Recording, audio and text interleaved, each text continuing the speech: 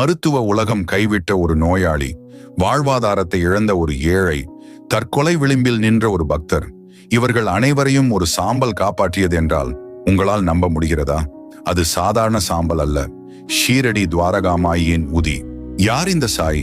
ஏன் இன்றும் கோடிக்கணக்கான மக்கள் இவரை தேடி ஓடுகிறார்கள்? 19ஆம் நூற்றாண்டில் ஒரு வேப்ப மரத்தடியில் சிறுவனாக தோன்றிய அந்த மகான் பின் அமர்ந்த இடம் ஒரு பாழடைந்த மசூதி. அதற்கு அவர் வைத்த பெயர் துவாரகாமாயி, அதாவது அனைவரையும் அரவணைக்கும் தாய். அங்கு அவர் ஒரு அக்னி குண்டத்தை ஏற்றினார். 100 ஆண்டுகளை கடந்தும் இன்றும் அணையாமல் எரியும் அந்த துனி நம் கர்ம வினைகளை எரிக்கும் அடையாளமாக திகழ்கிறது. அங்கிருந்து கிடைக்கும் முதிதான் பக்தர்களின் சகல நோய்களையும் தீர்க்கும் சஞ்சீவி. பாபா ஒருபோதும் பெரிய தத்துவங்களை சொல்லவில்லை. அவர் கேட்டது 2 காசுகள் தான். ஒன்று ஸ்ரத்தை, நம்பிக்கை, இன்னொன்று சபூரி, பொறுமை. என்மேல் பாரத்தை போடு, நான் உன்னை சுமப்பேன் என்றார்.